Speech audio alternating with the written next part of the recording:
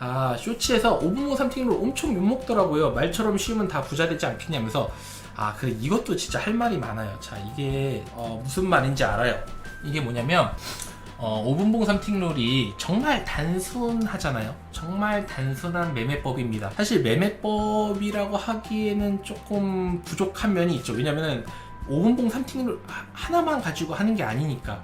근데 이제 대부분의 사람들은 이 기법 하나로 모든 장에서 내가 다 돈을 벌 수 있을 거라고 생각을 합니다. 모든 사람들이 다 그래요. 모든 사람들은 아닌가? 아무튼 대부분의 사람들, 못하는 사람들, 잃는 사람들이 되게 쉬운 길로 가려고 많이 합니다. 그렇지 않습니까? 왜 쉽게 벌고 싶잖아요, 돈. 야, 얼마나 쉬워요. 이 룰 자체가 되게 쉽잖아요. 자, 봐보세요. 5분봉 3틱을 이걸로 그대로 적용을 해봅시다. 너무 심플한 룰이잖아요. 지금 이더리움인데, 자, 횡보했죠? 양전했다가 음전했지 않습니까? 자, 그럼 카운팅 안 하죠?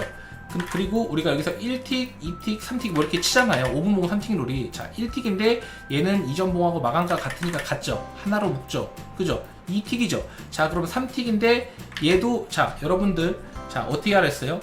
얘가 실제로는 마감가가 비슷하면 묶어주는 게 맞죠? 근데 5분봉 3틱 룰에 뭐가 있어요? 이전 봉보다 굉장히 많이 빠지는 그런 과매도 구간이 오면 이 캔들이 마감되기 전에라도 매수할 수 있다라고 늘 얘기를 하죠. 들어보신 분들은 알 거예요. 그죠? 이전 캔들보다 많이 빠지면 얘가 보통 우리 캔들 마감할 때 진입을 하라고 하는데 마감가를 보고, 그죠? 그게 아니더라도 많이 빠지면 진입할 수 있다고 합니다. 근데 여기는 그냥 넘어갈게요. 자, 여기 하나로 묶어서 여기 1틱이죠. 1틱 하나 묶고 여기는 무시고, 자, 그럼 얘네 두 개 하나로 묶었죠.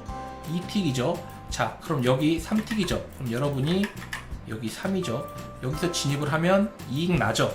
그냥, 아니, 지금 방금 내가 뭐 사기치는 것도 아니고 그냥 방금 이더 움직인 그대로 그냥 우리가 룰대로 적용을 하면 수익이 나죠. 그러니까 이게 수익이 날 때가 있고 안 날 때가 있는데, 어쨌든 근거 없는 그런 말은 아니라는 거예요. 이렇게 생각하면 되게 쉽잖아요. 근데 이제 사람들이 그런 겁니다. 장이 어떻게 이렇게 단순하게 흐르기만 합니까? 그쵸? 무지성으로 엄청나게 미친듯이 빠지는 장도 있을 거고, 그리고 5분봉이 아니라 변동성이 적어서 15분봉으로 봐야 되는 장도 있을 거고, 그죠? 그러면 그런 장에서 어떻게 하라라고, 사실 하이라이트를, 그렇게 완벽한 기법이면 하이라이트를 이렇게 많이 만들어줄 필요가 없죠. 그죠? 하이라이트를 많이 만들 필요가 없잖아요. 근데 하이라이트가 왜 많아요?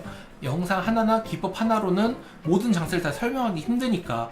근데 그 장세를 설명을 하려면 해당 장세에서 내가 단타를 치고 있어야 영상으로 녹화가 돼서 강의로 만들 수 있잖아요. 왜냐면 내가 그걸 실전에서 그대로 쓰는 걸 보여줘야 여러분들이 믿을 거 아니에요. 그러니까 강의가 바로 안 나오고 실제 그 장세가 나올 때마다 조금씩 나올 수밖에 없는 거예요. PPT로 자료 떡 하고 주면 대부분 어떻게 얘기하냐면, 야, 지난 차트 가지고 와서 설명하고 짜 맞추는 건 나도 해. 진짜 그런 댓글이 옛날에 많이 달렸어요. 제가 강의를 할 때 이렇게 지나간 차트를 가지고 이렇게 해서 하면 됩니다. 야, 지나간 차트로 하면 나도 한다. 이렇게 돼버리는 거예요. 그래서 이제 산 곳, 판 곳을 다 넣기 시작한 거죠. 근데 내가 실제로 매매를 하니까 떳떳한 거예요. 근데 이제 영상 하나에 표현할 수 있는 데이터의 한계가 있지 않습니까? 특히 쇼츠는 1분이고, 그리고 우리가 동영상 강의는 보통 5분에 10분인데 5분에 10분 동안 강의를 했을 때 얼마나 많은 양이 들어가겠어요. 여러분, 엘리엇 파동 책 봤죠?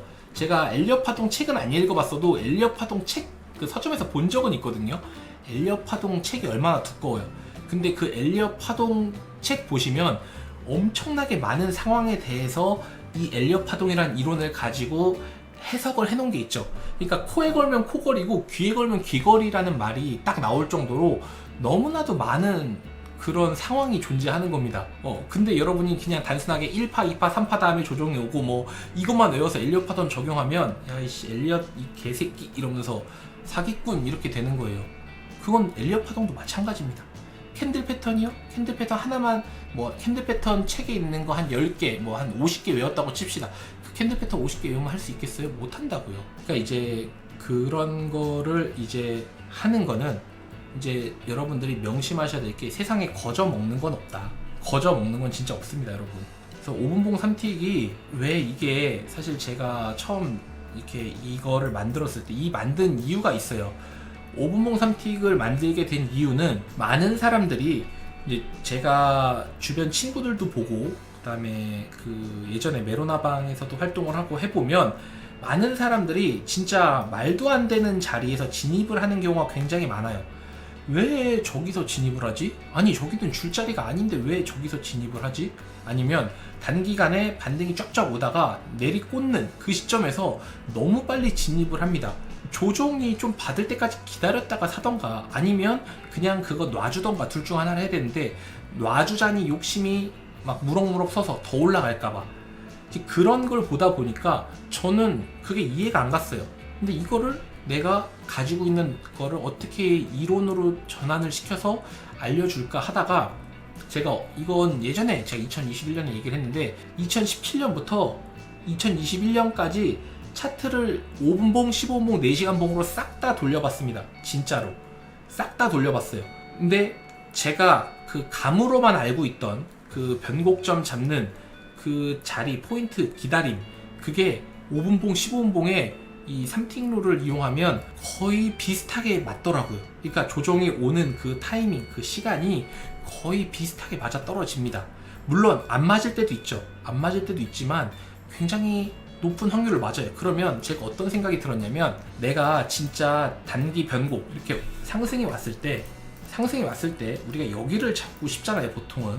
그러면 우리가 여기서 추격 매수하지 말고 여기를 잡기 위해서는 이 조정받는 이 타임을 강제적으로 시스템적으로 기다릴 수 있는 룰을 제시해 준 겁니다. 그게 5분봉, 15분봉 3틱 룰이에요. 적어도 15분봉 3개 정도 지나면 웬만해서는 조정이 충분히 오고 대드기 반등이라도 오는 시점이라는 거죠. 근데 이 흐름이 빠르면 5분봉으로 보는 거고 흐름이 느리면 15분봉으로 보라는 겁니다.